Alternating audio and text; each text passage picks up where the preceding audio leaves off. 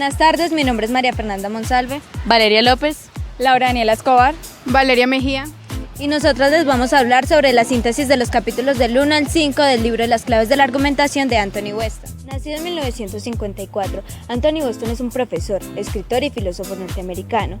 Es el autor de los primeros textos utilizados en cuanto a pensamiento crítico y práctica de la ética. Ha publicado una serie de libros no convencionales y ensayos sobre temas filosóficos. Se doctoró en 1982 en filosofía en la Universidad de Michigan. Fue profesor durante 10 años en la State University of New York y actualmente se desempeña como académico en la Elon University. El capítulo 1 ofrece algunas reglas generales para componer argumentos cortos. Los capítulos 2 al 6 tratan tipos específicos de argumentos cortos. La conclusión es la afirmación en favor de la cual usted está dando razones. Las afirmaciones, mediante las cuales usted da sus razones, son llamadas premisas. Ponga primero la conclusión seguida de sus propias premisas, o exponga primero las premisas y extraiga una conclusión al final. Aun si su argumento, desde la premisa a la conclusión, es válido, si sus premisas son débiles, su conclusión será débil. Escriba concretamente, evite los términos generales, vagos y abstractos. No haga que su argumento parezca bueno caricaturizando a su oponente. Use un solo conjunto de términos para cada idea. Usar una palabra en más de un sentido es la falacia clásica de la ambigüedad. Estos argumentos nos ofrecen ejemplos específicos sobre una generalización. Aquí utilizamos premisas. Todas las premisas deben ser verdaderas. De lo contrario, podríamos decir que no tenemos un argumento.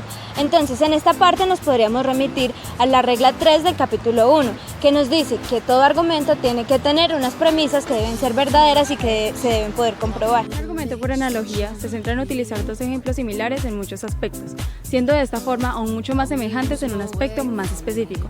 De esta forma podríamos omitir la regla número 8, la cual consiste en multiplicar los ejemplos. La primera premisa formula una afirmación acerca del ejemplo por analogía. Vale la pena aclarar que esta premisa debe ser verdadera. La segunda premisa debe afirmar que el ejemplo de la primera es similar al ejemplo del cual el argumento extrae una conclusión. Por lo tanto, las analogías no requieren que el ejemplo sea igual al de la conclusión. Es obvio que no podemos saber todo, por ello debemos confiar en otros. Así, si X, alguna persona u organización dice que Y es verdad. Es arriesgado confiar en otros, pero debemos hacerlo. Para ello es importante tener en cuenta un listado de criterios que nos ayudarán a considerar un argumento como bueno o malo. Un aspecto muy importante es citar fuentes, ya que las fuentes muestran la confiabilidad de las premisas y además nos ayudan a encontrar información por sí solos. Estas fuentes deben ser cualificadas y deben ser especializadas en el tema. Algunas fuentes intentan ocultar información, por lo que no son imparciales.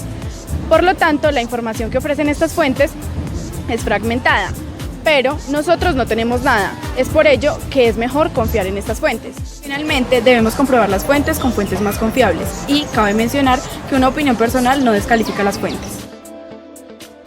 Para esto se realizan pruebas que confirmen las causas del argumento. El argumento debe explicar cómo la causa conduce al efecto, de manera detallada y citando fuentes, y explicando por qué estas fuentes están bien informadas. La mayor parte de los sucesos tiene muchas causas posibles, ya que todas las personas tenemos diferentes puntos de vista.